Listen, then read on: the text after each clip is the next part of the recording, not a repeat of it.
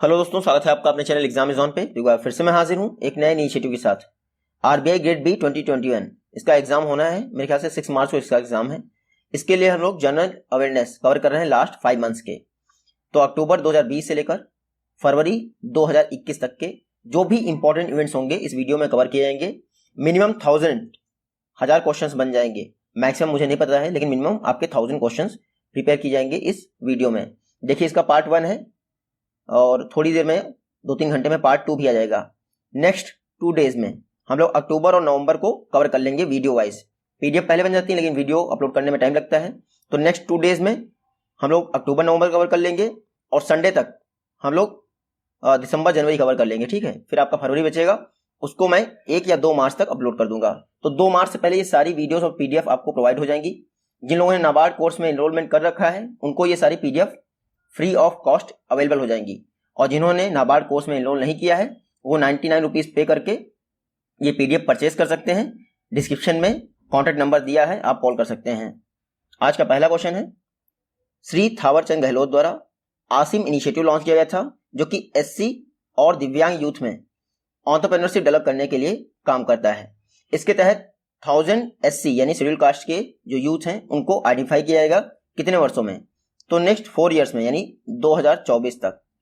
Asim initiative के तहत 1000 SC community के यूथ को आइडेंटिफाई किया जाएगा और जिनको स्टार्टअप ओपन करने के लिए इंस्पायर किया जाएगा। एक तरह से आप ये समझ सकते हैं। ये देख लीजिए, हमारे थावरचंद गहलोत जी हैं, उन्होंने minister of social justice and empowerment है थावरचंद गहलोत, उनके द्वारा आसिम इनिशिएटिव लॉन्च किया गया है। Ambedkar social innovation and incubation mission under venture capital fund for SC.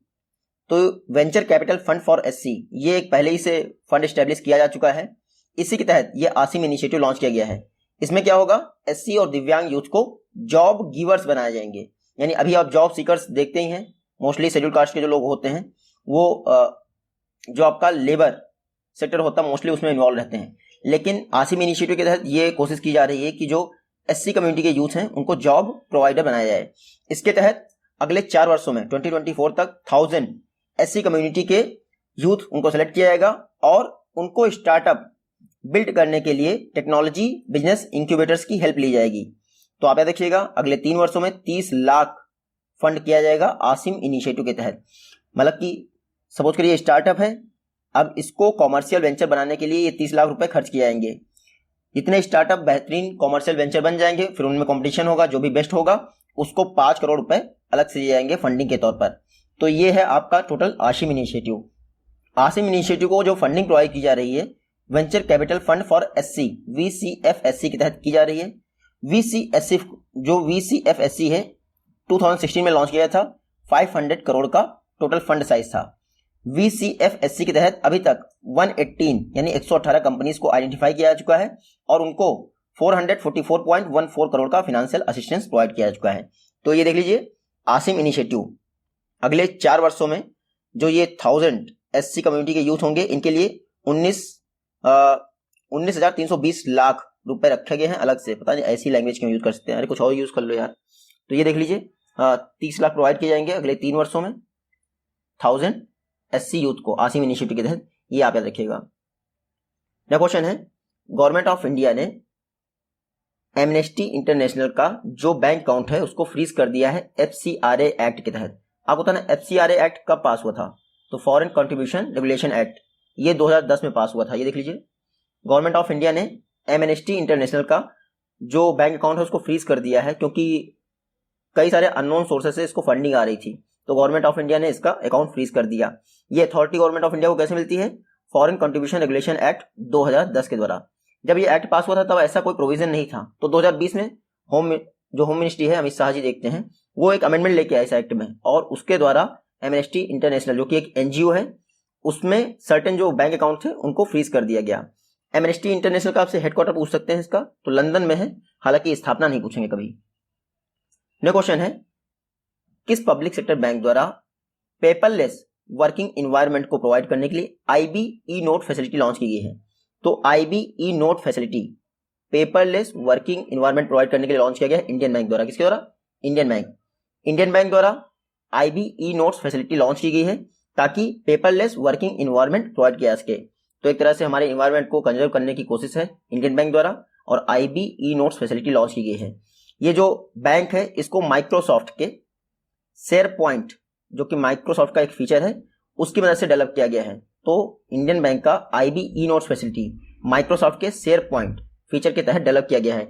Indian bank ने इसके अलावा भी इंड गुरु को भी अनवील किया है, जो कि एक ई लर्निंग प्लेटफॉर्म है। ये एम्प्लॉयज को कैपेसिटी बिल्डिंग टीचिंग करेगा, एक तरह से सिखाएगा। तो इंड गुरु प्लेटफॉर्म एम्प्लॉयज को कैपेसिटी बिल्डिंग प्रोवाइड करने के लिए लॉन्च किया है इंडियन बैंक ने। नेक्स्ट क्वेश्चन है international day of older person, ये किस डेट को हर वर्ष ऑब्जर्व किया जाता है? तो international day of older person ये हर वर्ष ऑब्जर्व किया जाता है 1 अक्टूबर को। 2 अक्टूबर को महात्मा गांधी जी की जयंती होती है, और उसके एक दिन पहले ही यानी 1 अक्टूबर को international day of older person observe किया जाता है।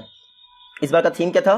Pandemics do they change how we address age and ageing, ये था international day of older person का थीम।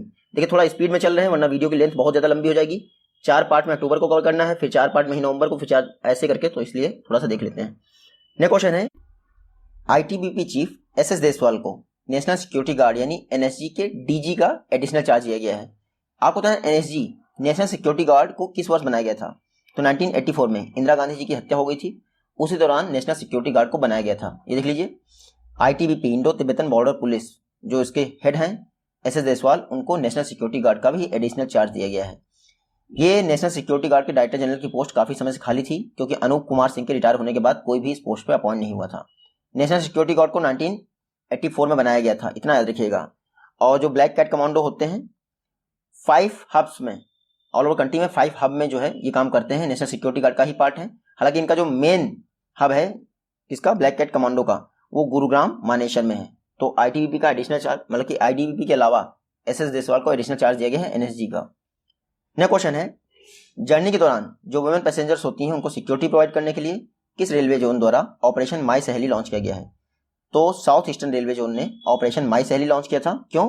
ताकि जर्नी के दौरान जो वुमेन्स हैं उनको सिक्योरिटी प्रोवाइड किया सके। ऑपरेशन माई सहेली, ये ब्रैकेट में फ्रेंड भी लिखा हुआ है। ये जो ऑपरेशन माई सहेली है इसको साउथ ईस्टर्न रेलवे द्वारा रन किया जा रहा है। साउथ ईस्टर्न रेलवे का हेडक्वार्टर कहाँ है? हैदराबाद में, इतना जरूर याद रखिएगा। ये जो ऑपरेशन माई सहेली है इसको फंडिंग कौन प्रोवाइड कर रहा है? निर्भया फंड के तहत इसको फंडिंग दी जा रही है। निर्भया फंड आपको पता ही है 2013 में बना था, 1000 करोड़ का कॉर्पस था, उसी के तहत ऑपरेशन माई सहेली लॉन्च किया गया है साउथ ईस्टर्न रेलवे जोन द्वारा। इंडिया में इस समय 18 रेलवे जोन है, पहले 17 थे। नेक्स्ट क्वेश्चन है सिक्किम को 100% ऑर्गेनिक स्टेट ऑफ इंडिया घोषित किया गया था कब? तो सिक्किम को इंडिया का पहला 100% ऑर्गेनिक स्टेट घोषित किया गया था 2016 में, फॉर्मली 2016 में घोषित किया गया था। हालांकि उससे पहले ये वहां पे सर्टिफाइड ऑर्गेनिक प्रोग्राम रन किया जा रहा था एग्रीकल्चरल एरियाज में। रिसेंटली जो फार्म लैंड है सिक्किम की उनको भी 100% सर्टिफाइड घोषित कर दिया गया है। यानी कि पहले फिर सिर्फ फर्टिलाइजर में ये ऑर्गेनिक यूज कर रहे थे, लेकिन अब ये इंश्योर हो गया है कि जितनी भी फार्म लैंड है वहां पे कहीं पे भी केमिकल फर्टिलाइजर का यूज नहीं हुआ है। तो सिक्किम को first 100% organic state recently certificate provide किया गया है फार्म लैंड के लिए। सिक्किम 100% ऑर्गेनिक स्टेट 2010 में सिक्किम गवर्नमेंट ने एक इनिशिएटिव लॉन्च किया था, सिक्किम ऑर्गेनिक मिशन। 2010 में इन्होंने इनिशिएटिव लॉन्च किया, तो 2015 में सिक्किम का जितना भी एग्रीकल्चरल एरिया था उसको ऑर्गेनिक सर्टिफिकेट मिल गया। 2016 में गवर्नमेंट ऑफ इंडिया ने उसको 100% ऑर्गेनिक स्टेट घोषित कर दिया सिक्किम को। तो एकमात्र इंडिया का ऑर्गेनिक स्टेट है सिक्किम। हालांकि ऑर्गेनिक यूनियन टेरिटरी कौन बना है इंडिया का? लक्षद्वीप। नेक्स्ट क्वेश्चन है किस स्टेट के सीएम ने 75% से ऊपर मार्क्स लाने वाले हायर सेकेंडरी लेवल के बच्चों को अरुणोदरम बरुआ अवार्ड से सम्मानित किया है? तो अरुणोदरम बरुआ अवार्ड से सम्मानित किया गया है असम के बच्चों को। असम के बच्चों को ये देख लीजिए, असम के जो चीफ मिनिस्टर हैं सर्बानंद सोनोवाल, उन्होंने हाई स्कूल के एग्जाम में 75% या फिर इससे ऊपर मार्क्स लाने वाले सभी बच्चों को अरुणोदरम बरुआ अवार्ड से सम्मानित किया गया है। इस अवार्ड में क्या होगा? 20,000 रुपए का कैश रिवॉर्ड दिया जाएगा जो कि उनके बैंक अकाउंट में डायरेक्टली ट्रांसफर किया जाएगा।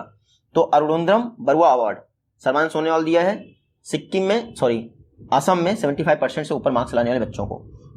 नेक्स्ट क्वेश्चन, किस स्टेट गवर्नमेंट ने वाटर सेक्टर कोऑपरेशन पर डेनमार्क के साथ MOU साइन किया है?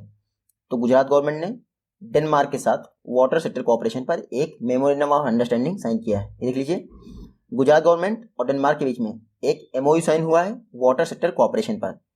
ये MOU टोटल वैलिडिटी रखता है 5 ईयर्स की, यानी 5 वर्ष तक के लिए डेनमार्क गुजरात को ऑपरेट करेगा किस पे, वाटर सेक्टर पर।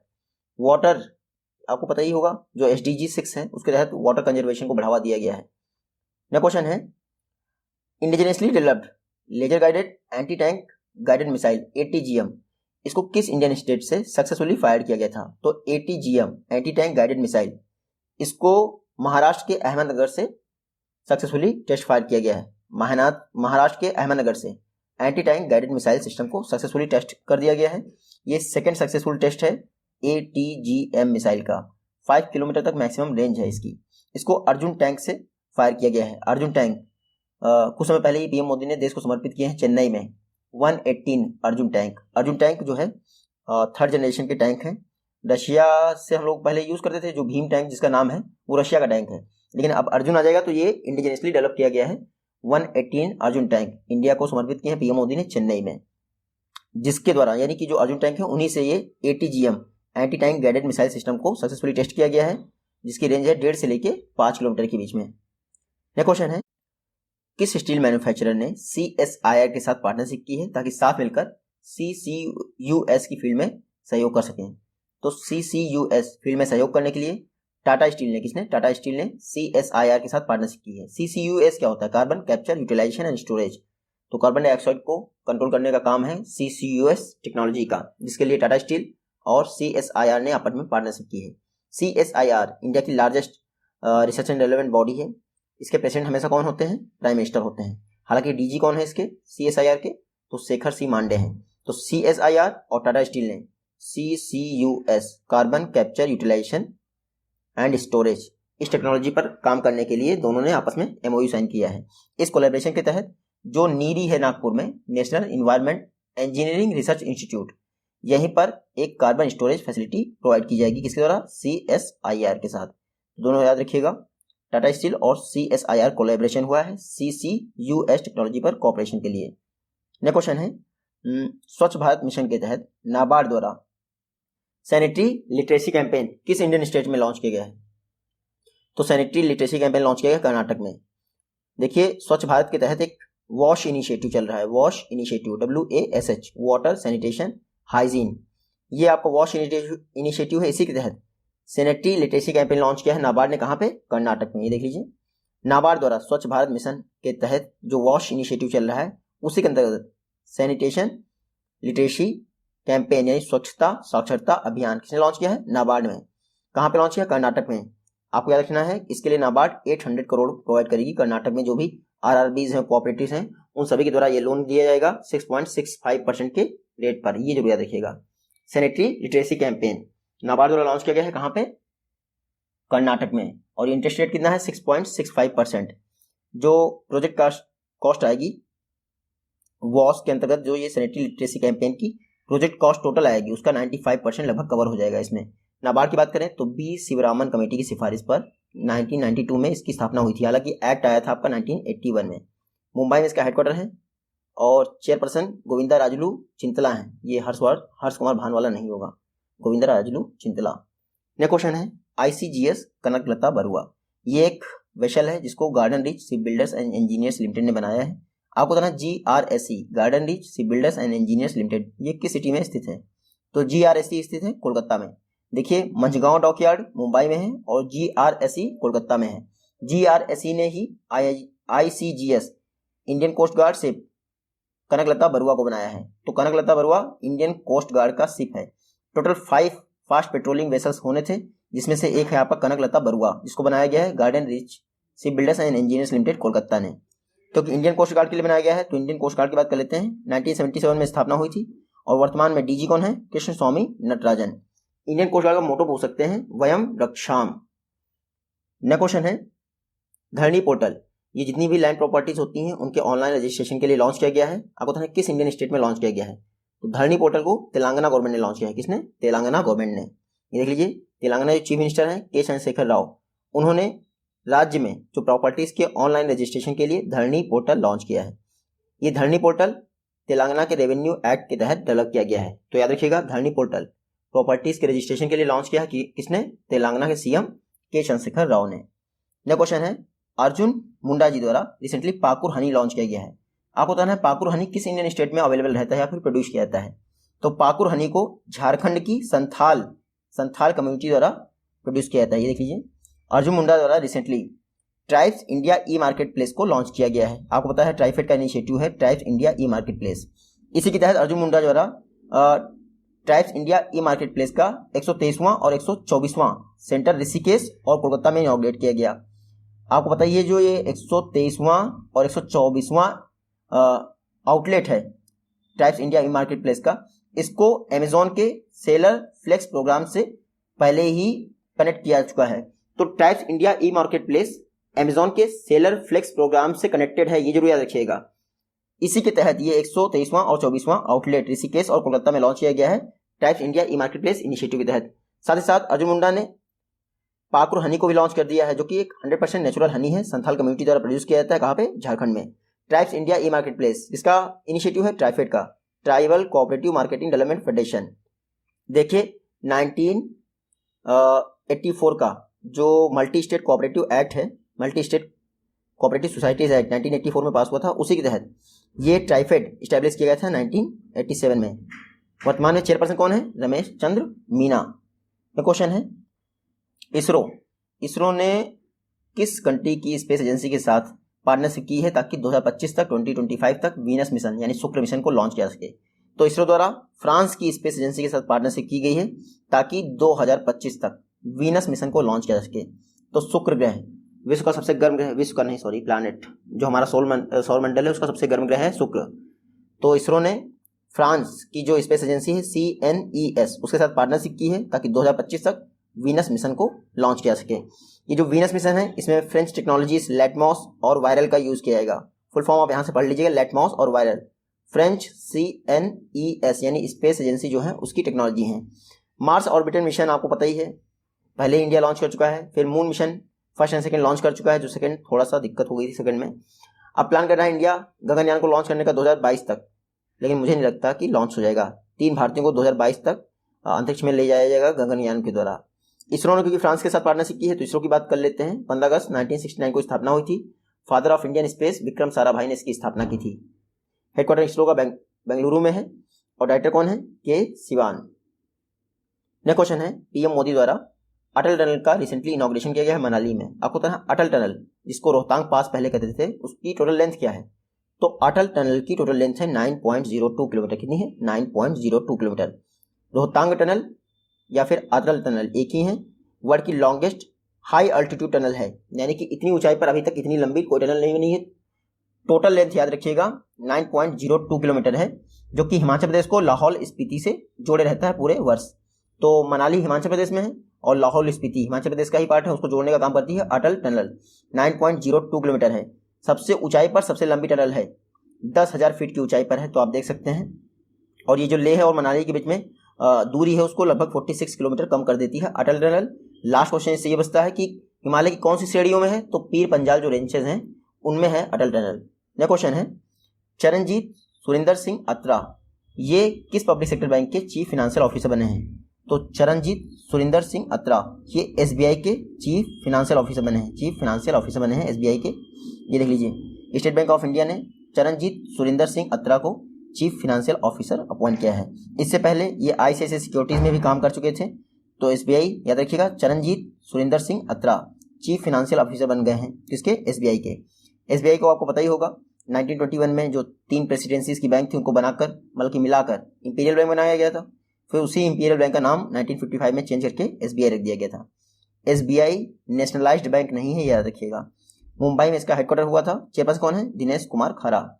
SBI के लिए अलग से प्रोविजन किया गया है। बैंकिंग नेशनलाइजेशन जो हुआ था आपको याद होगा 2 बार हुआ था, उसमें SBI का कहीं भी नाम नहीं है। तो कई बार एग्जाम में पूछ लेते हैं इनमें से कौन सी बैंक का नेशनलाइजेशन नहीं हुआ है, तो ये अलग बात हो गई। नेक्स्ट क्वेश्चन है पथश्री अभियान ये एक रोड रिपेयरिंग स्कीम है, रिसेंटली किस स्टेट में लॉन्च की गई थी? तो पथश्री अभियान इसको वेस्ट बंगाल में लॉन्च किया गया है, रोड रिपेयरिंग स्कीम है। ये देख लीजिए, टोटल 12,000 किलोमीटर की रोड को रिपेयर किया जाएगा वेस्ट बंगाल में, जिसके लिए वेस्ट बंगाल की चीफ मिनिस्टर ममता बनर्जी ने पथश्री अभियान स्कीम लॉन्च की है। ये जो पथश्री अभियान स्कीम है इसको दीदी के बोलो कैंपेन के तहत रन किया जाएगा। क्या देखिएगा, पथश्री अभियान स्कीम दीदी के बोलो कैंपेन के तहत रन की जा रही है और ये वेस्ट बंगाल की रोड रिपेयरिंग स्कीम है। नेक्स्ट क्वेश्चन, स्वच्छ भारत अभियान के तहत स्वच्छ सुंदर सामुदायिक शौचालय कैटेगरी में फर्स्ट पोजीशन किसने हासिल की है? तो स्वच्छ सुंदर सामुदायिक शौचालय कैटेगरी में गुजरात ने फर्स्ट पोजीशन हासिल की है। ये देख लीजिए, जो जल शक्ति मिनिस्टर है हमारे गजेंद्र सिंह शेखावत, उनके द्वारा स्वच्छ भारत अवार्ड 2020 की घोषणा की गई है। इसमें स्टेट, डिस्ट्रिक्ट, ब्लॉक्स और विलेज पंचायत को अवार्ड दिया गया है। ये अवार्ड 3 कैटेगरीज में दिए जाते हैं, 3 मिशंस के लिए। स्वच्छ सुंदर सामुदायिक शौचालय, दूसरा है सामुदायिक शौचालय अभियान और तीसरा गंदगी मुक्त भारत। जो स्वच्छ सुंदर सामुदायिक शौचालय कैटेगरी है, इसमें गुजरात ने टॉप किया है। स्टेट लेवल पे, डिस्ट्रिक्ट लेवल पे ये है और ब्लॉक लेवल पे ये है और विलेज लेवल पे ये है, जो कि हमारे लिए इंपॉर्टेंट नहीं है। उसके अलावा जो सेकंड कैटेगरी है सामुदायिक शौचालय अभियान, इसमें फिर से गुजरात ने टॉप किया है यूपी के साथ। और जो थर्ड कैटेगरी है गंदगी मुक्त भारत मिशन, इसमें हरियाणा ने टॉप किया है, ये याद रखिएगा। तो तीनों कैटेगरीज में तीनों स्टेट्स के नाम याद रखिएगा। रिसेंटली जल शक्ति मिनिस्टर गजेंद्र सिंह शेखावत ने स्वच्छ भारत अवार्ड 2020 की घोषणा की है। नेक्स्ट क्वेश्चन है, वर्ल्ड स्पेस वीक ये किस महीने में प्रत्येक वर्ष ऑब्जर्व किया जाता है? तो प्रत्येक वर्ष अक्टूबर महीने में वर्ल्ड स्पेस वीक ऑब्जर्व किया जाता है। इसकी शुरुआत होती है 4 अक्टूबर से लेकर 10 अक्टूबर तक। इस बार वर्ल्ड स्पेस वीक का थीम क्या था? Satellite improves life. ये याद रखिएगा। 10 अक्टूबर को इसलिए बनाया जाता है, मतलब कि 10 अक्टूबर के आसपास इसलिए आपका वर्ल्ड स्पेस वीक बनाया जाता है, क्योंकि इसी दिन treaty of outer space force में आई थी। हालांकि 4 अक्टूबर से इसलिए शुरुआत होती है क्योंकि इस समय वर्ल्ड का पहला आर्टिफिशियल सैटेलाइट लॉन्च किया था, स्पुतनिक 1, जो कि रशिया का सैटेलाइट था। यूएन जनरल असेंबली द्वारा 1999 में ये वर्ल्ड स्पेस वीक को मान्यता दी गई थी। इसी दिन, मतलब 4 अक्टूबर को जिस दिन आपके वर्ल्ड स्पेस वीक की शुरुआत होती है, उसी दिन वर्ल्ड एनिमल डे भी मनाया जाता है। नेक्स्ट क्वेश्चन है, वैभव समिट या फिर वैश्विक भारतीय वैज्ञानिक समिट, इसको पीएम मोदी ने इनॉग्रेट किया है। आपको बताना है कि ये कितने पिलर्स पर आधारित है। तो वैभव समिट टोटल मेरे ख्याल से 5 पिलर पर आधारित है। कितने? 5 पिलर्स पर आधारित है। ये देख लीजिए वो pillars, economic, infrastructure, system, vibrant demography और डिमांड। ये 5 पिलर्स हैं जिन पर वैभव समिट ऑर्गेनाइज मतलब कि आधारित है। ध्यान रखिएगा। वैभव समिट को पीएम मोदी जी ने लॉन्च किया है महात्मा गांधी जी की बर्थ एनिवर्सरी के मौके पर। इसमें ऑल ओवर वर्ल्ड से जितने भी ओवरसीज इंडियन रह रहे हैं या फिर रेजिडेंट इंडियन रह रहे हैं, साइंटिस्ट या फिर एकेडमिशियंस, इन्होंने पार्टिसिपेट किया है। मेन पर्पस वैभव समिट का ये है कि नॉलेज और इनोवेशन को ऑल ओवर वर्ल्ड में प्रसारित करना इंडियंस के माध्यम से। वैभव समिट को ज्वाइंटली ऑर्गेनाइज किया जाता है साइंस एंड टेक्नोलॉजी डिपार्टमेंट द्वारा, एकेडमिक ऑर्गेनाइजेशन द्वारा, डिपार्टमेंट ऑफ डीआरडीओ द्वारा। वैभव समिट 5 पिलर्स पर बेस्ड है। याद रखिएगा 5 पिलर। अटल इनोवेशन मिशन के तहत ये वैभव समिट की डायमेंशन सेट की गई है। अटल इनोवेशन मिशन किसका है? इनोवेशन को प्रमोट करने के लिए नीति आयोग ने लॉन्च किया था अटल इनोवेशन मिशन। नेक्स्ट क्वेश्चन है, पहली बार इंडिया में pan India time use survey conduct किया गया है। आपको बताना है इस टाइम यूज सर्वे के अनुसार कितने परसेंट मैन जो है पेड एम्प्लॉयमेंट में इन्वॉल्व रहते हैं या फिर पार्टिसिपेशन पेड एम्प्लॉयमेंट में रहता है। तो इंडिया में first time use survey conduct किया गया है, जिसके तहत 57.3% जो है 57.3 जो मेन कम्युनिटी है वो पेड एम्प्लॉयमेंट में अवेलेबल रहती है या फिर इन्वॉल्व रहती है। तो 57.3% main community and 18.4% women community को ही सिर्फ पेड एम्प्लॉयमेंट मिलता है। NSS national sample service report के आधार पर 2019 में, जनवरी 2019 से दिसंबर 2019 के बीच में टाइम यूज सर्वे कंडक्ट किया गया था ministry of statistics and programme implementation द्वारा। तो ये सैंपल जो आया उसके हिसाब से पेड एम्प्लॉयमेंट में 57.3% मतलब कि जो पुरुष हैं उनको जॉब मिलता है और 18.4% महिलाओं को। वहीं अगर डोमेस्टिक सर्विसेज की बात करें तो 81% महिलाएं डोमेस्टिक सर्विसेज में रहती हैं, जबकि घर में पुरुष सिर्फ 26% ही काम करते हैं। सोशल एक्टिविटीज में पार्टिसिपेशन की बात करें तो लगभग सेम ही है दोनों का, मेल फीमेल दोनों का। वर्ल्ड में पहली बार full scale time use survey conduct किया गया था वो 1992 में किया गया था। कहाँ पे? ऑस्ट्रेलिया में। और अब इंडिया में टाइम यूज सर्वे कंडक्ट किया गया है। नेक्स्ट क्वेश्चन है, 4 हाईएस्ट पेड एक्ट्रेस 2020 लिस्ट को किसने टॉप किया है? तो 2020 में हाईएस्ट पेड एक्ट्रेस रही हैं सोफिया वेजारा। ये देख लीजिए, कोलंबिया बॉर्न अमेरिकन एक्ट्रेस हैं सोफिया वेजारा। ये Forbes highest paid actress 2020 list में हाईएस्ट पेड एक्ट्रेस रही हैं। देखिए इन्होंने एंजेलिना जोली को भी पीछे छोड़ दिया है। लास्ट ईयर एंजेलिना जोली जो है टॉप पे थी। इस बार इंडियन कोई भी एक्ट्रेस इस लिस्ट में नहीं शामिल है। हालांकि मेल कैटेगरी में लिस्ट में देखा जाए तो अक्षय कुमार इंडिया के टॉप पेड बॉलीवुड एक्टर हैं। और अगर वर्ल्ड की फोर्ब्स मैगजीन की हाईएस्ट पेड एक्ट्रेस की लिस्ट को देखा जाए तो ड्वेन जॉनसन ने टॉप किया है। Forbes magazine headquarter new Jersey में है, सिर्फ इतना याद रखिए। नेक्स्ट क्वेश्चन है discovering the heritage of Assam. ये कॉफी टेबल बुक है, किसने लॉन्च किया है? तो जितेंद्र सिंह ने ये बुक लॉन्च की है, discovering the heritage of Assam. इस बुक को लिखा किसने है? तो इसको लिखा है पद्मपाणि बोरा ने। किसने? पद्मपाणि बोरा ने discovering the heritage of Assam book को लिखा है। पद्मपाणि बोरा IRS ऑफिसर है 2009 बैच की। नेक्स्ट क्वेश्चन है बोंगो सागर। ये एक नेवल एक्सरसाइज है इंडिया और बांग्लादेश के बीच में। आपको बताना है रिसेंटली इसका कौन सा एडिशन बे ऑफ बंगाल में ऑर्गेनाइज किया गया। तो बोंगो सागर नेवल एक्सरसाइज का second edition bay of Bengal में ऑर्गेनाइज किया गया। देख लीजिए सेकंड एडिशन है बोंगो सागर एक्सरसाइज का, जो कि नॉर्दर्न बे ऑफ बंगाल में कंडक्ट किया गया है इंडिया और बंगाल के बीच में। तीसरा एडिशन कॉर्पोरेट का होने वाला है कुछ समय में, मतलब कि 4 से 5 अक्टूबर के बीच में कॉर्पोरेट एक्सरसाइज भी इंडिया और बांग्लादेश की नेवीज के बीच में हुआ। तो कॉर्पोरेट एक्सरसाइज और बोंगो सागर एक्सरसाइज दोनों नेवीज के बीच में होता है। कहाँ पे? Bay of Bengal. Mostly bay of Bengal में होता है क्योंकि इंडिया और बांग्लादेश के बीच में होता है। नेक्स्ट क्वेश्चन है इनमें कौन सा जो SDG है सस्टेनेबल डेवलपमेंट गोल वो 2030 तक क्वालिटी एजुकेशन का टारगेट रखता है।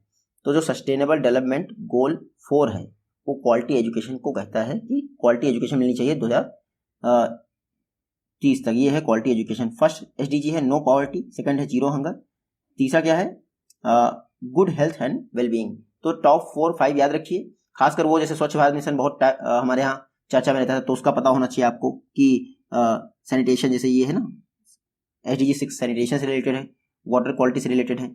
साथ ही साथ एनर्जी सेक्टर इससे रिलेटेड कौन सा है, मरीन इन्वायरमेंट, ये सब चर्चा में रहते हैं, तो ये जरूर आपको याद होने चाहिए।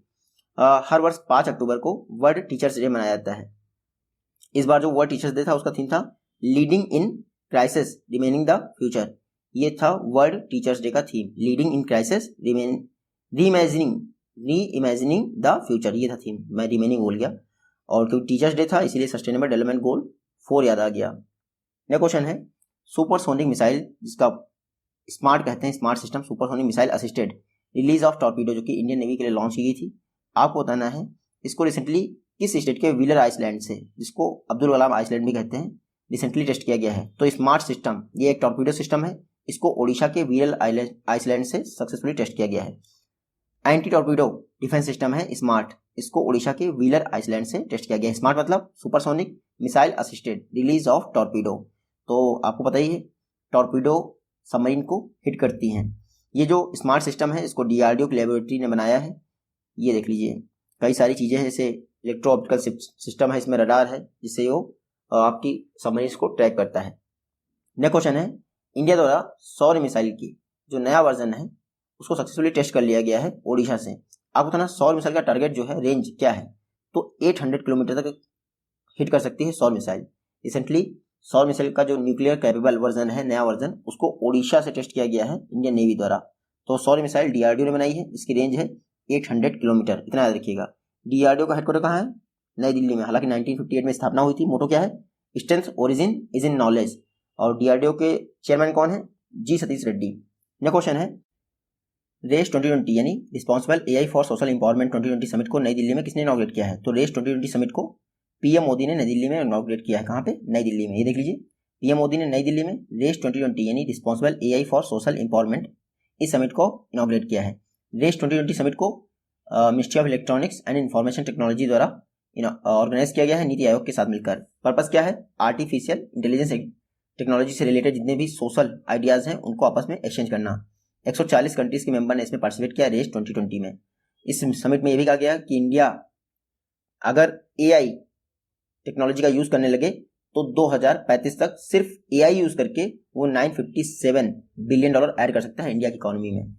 तो 2035 तक 957 billion by AI। Next question है किस स्टेट या फिर यूनियन टेरिटरी का airport first airport authority of India का इंटायरली सोलर पावर्ड एयरपोर्ट बन गया है कंट्री में? तो पुदुचेरी का जो एयरपोर्ट है वो एयरपोर्ट अथॉरिटी ऑफ इंडिया का first entirely solar powered airport बन गया है। तो Puducherry airport authority of India का first entirely solar powered airport बन गया है देश का। टोटल कैपेसिटी कितनी है? 500 किलोवाट।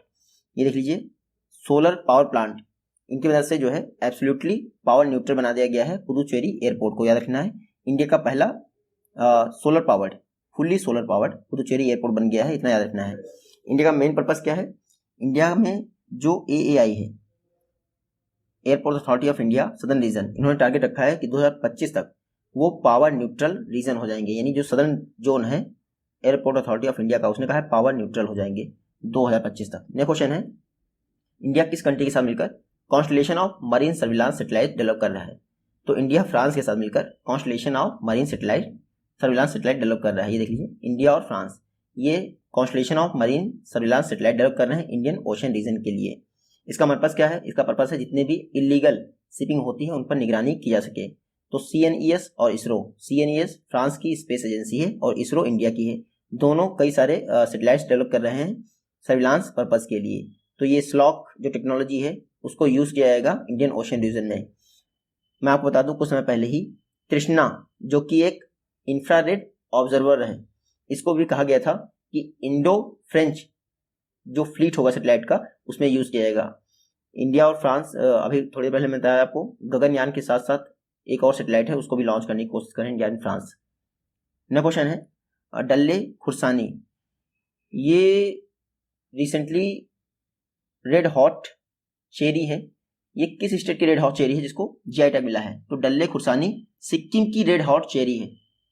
ये देख लीजिए, डल्ले खुरसानी फेमस रेड हॉट चेरी है सिक्किम की, जिसको जीआई टैग मिला है DPIIT द्वारा। DPIIT के तहत जो चेन्नई बेस्ड जीआई रजिस्ट्री का ऑफिस है उसने जीआई टैग मिला है। जीआई टैग आपको पता ही है 10 वर्ष के लिए वैलिड रहता है। चेन्नई में इसका हेडक्वार्टर है जीआई रजिस्ट्री का। रिसेंटली इसके द्वारा सिक्किम की डल्ले खुरसानी को जीआई टैग मिला है, जीआई टैग दिया गया है। इंडिया में पहली बार जीआई टैग मिला था दार्जिलिंग टी को, 2004 में स्थापना हुई थी। नेक्स्ट क्वेश्चन है, जो 2020 का नोबेल प्राइज है मेडिसिन या फिर फिजियोलॉजी के लिए, उसको हेपेटाइटिस सी की खोज के लिए दिया गया है। हेपेटाइटिस सी वायरस की खोज के लिए दिया गया है। इसमें बताना है कौन सा पर्सन उससे रिलेटेड नहीं है। तो 2020 में जो मेडिसिन का नोबेल प्राइज मिला है वो हार्वे जे आल्टर को मिला है, चार्ल्स एम राइस को मिला है, माइकल हॉक्टन को मिला है। लुइस ग्लक इससे रिलेटेड नहीं है। मेरे ख्याल से लुइस ग्लक को लिटरेचर के लिए नोबेल मिला है इस बार। ये देख लीजिए, 2020 में जो मेडिसिन का या फिर फिजियोलॉजी का नोबेल प्राइज मिला है वो हार्वे जे आल्टर, चार्ल्स एम राइस और माइकल हॉक्टन को मिला है, जिसमें से आपके जे आल्टर और एम राइस अमेरिका से बिलोंग करते हैं और माइकल हॉक्टन ब्रिटिश हैं। इन तीनों को हेपेटाइटिस सी वायरस की खोज के लिए 2020 का मेडिसिन नोबेल प्राइज मिला है। आपको इतना याद रखना है। Nobel peace prize Alfred Nobel की याद में दिया जाता है स्वीडन के द्वारा, बाकी तो आपको पता ही है। नेक्स्ट क्वेश्चन है, 2020 में राइट लाइवलीहुड अवार्ड से कितने को सम्मानित किया गया है? तो तीन लोगों को 2020 में राइट लाइवलीहुड अवार्ड से सम्मानित किया गया है। देख लीजिए, तीन लोग हैं, नसरीन सुदेह ईरान से बिलोंग करते हैं, ब्रायन स्टीवेंसन यूएस से बिलोंग करते हैं और लॉटी चुरिंगम वरेन निकारागुआ से बिलोंग करते हैं। ये तीन लोग हैं जिनको 2020 के लिए राइट लाइवलीहुड अवार्ड दिया गया है। ये एक इंटरनेशनल अवार्ड है जिसको अल्टरनेटिव नोबेल के तौर पे जाना जाता है। आपसे एग्जाम पूछ सकते हैं ईरान से किसको चुना गया है राइट लाइवलीहुड अवार्ड 2020 के लिए, इतना याद रखिएगा। नेक्स्ट क्वेश्चन है, जो 12th ब्रिक्स समिट है ये नवंबर 2020 में हुई है वर्चुअली, मतलब कि आपको पता है किस कंट्री की चेयरमैनशिप में 12वीं ब्रिक्स समिट ऑर्गेनाइज की गई। तो इसमें ब्रिक्स की प्रेसिडेंसी किसके पास है? रसिया के पास। देखिए, SCO और ब्रिक्स दोनों की प्रेसिडेंसी रसिया के पास ही है इस समय। तो जो 12वीं ब्रिक्स बैठक है वो रसिया की अध्यक्षता में हुई है वर्चुअल तरीके से। ब्रिक्स की 5 मेंबर कंट्री कौन सी हैं? तो ब्राजील, रशिया, इंडिया, चाइना और साउथ अफ्रीका, ये 5 कंट्रीज हैं ब्रिक्स की।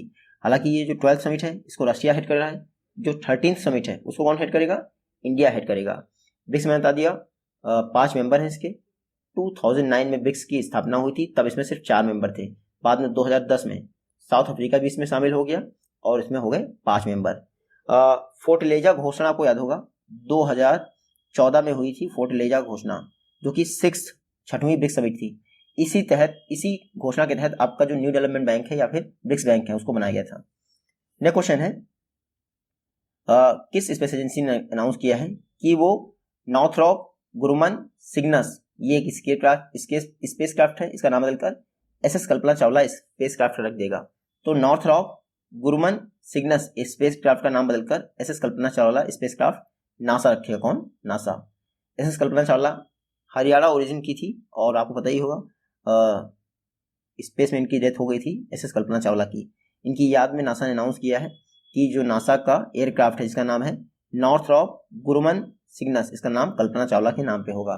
तो नासा के विषय में आपको पता ही होगा 1958 में स्थापना हुई थी और जो जिम रेडस्टाइन है उन्होंने रिजाइन कर दिया है नासा के एडमिनिस्ट्रेटर के तौर पे, तो स्टीव जर्स्की इस समय नासा के एडमिनिस्ट्रेटर हैं। नासा का हेडक्वार्टर कहाँ है? वॉशिंगटन डीसी में। नेक्स्ट क्वेश्चन है सर रोजर पेनरोज, इस बार जो फिजिक्स का नोबेल दिया गया है उसमें 3 नोबेल लॉरिएट्स में से एक थे सर रोजर पेनरोज। आप बताएं किस कंट्री से बिलोंग करते हैं? तो सर रोजर पेनरोज ये बिलोंग करते हैं आपके यूके से। कहाँ से? यूके से। ये देख लीजिए sir Roger Penrose, sir Roger Penrose UK से बिलोंग करते हैं। रिनहार्ड गेंजेल ये जर्मनी से बिलोंग करते हैं, और एंड्रे घेस ये यूएसए बिलोंग करते हैं। तो 3 लोग हैं जिनको नोबेल प्राइज मिला है फिजिक्स का, और तीनों अलग अलग कंट्री से बिलोंग करते हैं। आपको तीनों का नाम याद रखना है। तो sir Roger Penrose UK, Reinhard Genzel ये जर्मनी से, और एंड्रेस घेस ये यूएसए से। ब्लैक होल को समझाने के लिए इस बार फिजिक्स का नोबेल प्राइज दिया गया है 2020 का, इतना याद रखना है। नोबेल प्राइज है 1901 में शुरुआत हुई थी। स्टार्टिंग में 5 कैटेगरीज में दिए जाते थे, अब हालांकि 6 कैटेगरीज में दिए जाते हैं, क्योंकि 1968 में इकोनॉमिक्स जिसको हम लोग नोबेल ही मानते हैं वो भी ऐड हो गया था।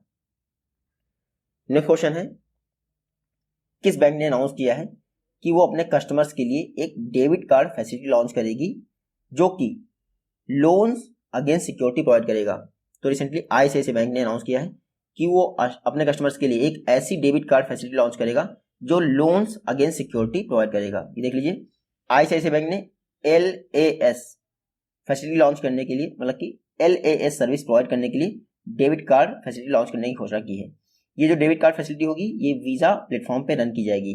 तो लगभग 3 लाख तक का लोन दिया जाएगा सिक्योरिटीज के अगेंस्ट। कौन देगा? ICICI bank. इसके लिए आईसीआईसीआई बैंक ने एक डेबिट कार्ड फैसिलिटी लॉन्च की है ताकि LAS लोन अगेंस्ट सिक्योरिटीज दिया जा सके कस्टमर्स को, इतना याद रखिएगा। नेक्स्ट क्वेश्चन है BCAS bureau of civil aviation security, इसके नए डीजी कौन अपॉइंट हुए हैं? तो MA गणपति। कौन? MA Ganapathy bureau of civil aviation security के नए डायरेक्टर जनरल अपॉइंट हुए हैं। MA गणपति देख लीजिए डायरेक्टर जनरल अपॉइंट हुए हैं BCAS के, 2024 तक रहेंगे डायरेक्टर जनरल। तो याद रखिएगा 1986 बैच के IPS ऑफिसर हैं उत्तराखंड कैडर के। अभी इन्होंने किसको रिप्लेस किया है? राकेश अस्थाना को रिप्लेस किया है। राकेश अस्थाना को उसमें पहले ही BSF के DG बन गए थे, तो ये भी एक फैक्ट याद रखिएगा। इसमें BSF के DG कौन है? डायरेक्टर जनरल, वो है राकेश अस्थाना। और bureau of civil aviation security के DG कौन है? तो MA गणपति। दोनों का नाम याद रखिएगा। नेक्स्ट क्वेश्चन है रिसेंटली एग्री टेक्नोलॉजी और इनोवेशन को एग्रीकल्चर में प्रमोट करने के लिए किसने प्रसार भारती के साथ एक MOU साइन किया है? तो इफ्को ने प्रसार भारती के साथ एक MOU साइन किया है ताकि एग्रीकल्चर सेक्टर में टेक्नोलॉजी और इनोवेशन को प्रमोट किया सके। इफ्को इंडिया का लार्जेस्ट कोऑपरेटिव सेक्टर, आपको पता ही है इफ्को। उसने एग्री टेक्नोलॉजी और इनोवेशन को एग्रीकल्चर सेक्टर में प्रमोट करने के लिए प्रसार भारती के साथ एक MOU साइन किया है। इसके तहत पर डे आसान भाषाओं में 3 मिनट का प्रोग्राम रन किया जाएगा प्रसार भारती पर, ताकि लोगों को फायदा हो सके। तो DD किसान चैनल आपको पता ही होगा, उसी पर ये 30 मिनट का प्रोग्राम आएगा। लगभग 25 एपिसोड्स होंगे DD किसान चैनल पर। इसके लिए इफ्को ने प्रसार भारती के साथ पार्टनरशिप की है। आपको पता है गवर्नमेंट का इनिशिएटिव है 2022 तक फार्मर्स की इनकम को डबल करना। इफ्को की बात करें, इंडियन फार्मर्स फर्टिलाइजर्स कोऑपरेटिव, 1967 में स्थापना हुई थी, और चेयरमैन कौन है? BS नकाई। MD और CEO कौन है इसके इफ्को के? तो US अवस्थी इसके MD एंड CEO हैं। नेक्स्ट क्वेश्चन है roar respect and revive, recently 66 wild life week को सेलिब्रेट करने के लिए रोर इनिशिएटिव लॉन्च किया गया है। किसके द्वारा? तो सेंट्रल जू अथॉरिटी ने रोर इनिशिएटिव लॉन्च किया है। देख लीजिए सेंट्रल जू अथॉरिटी ने टेरी के साथ मिलकर, द एनर्जी रिसोर्स इंस्टीट्यूट, इसके साथ मिलकर रोर इनिशिएटिव लॉन्च किया है 66 वाइल्ड लाइफ वीक को सेलिब्रेट करने के लिए। 2 से लेके 8 अक्टूबर के बीच में ये वाइल्ड लाइफ वीक जो है ऑल ओवर कंट्री में मनाया जाता है। 1952 से इसकी शुरुआत हुई थी। इस बार जो है 66 छठवां वाइल्ड लाइफ वीक मनाया गया है 2 से लेके 8 अक्टूबर के बीच में। इस बार जो 66वां वाइल्ड लाइफ वीक था, इसका थीम क्या था? Exploring human animal relationship. ये याद रखिएगा, roar initiative central zoo authority. Next question है पीयूष गोयल द्वारा रिसेंटली नेशनल स्टार्टअप अवार्ड्स का फर्स्ट एडिशन अनाउंस किया गया है।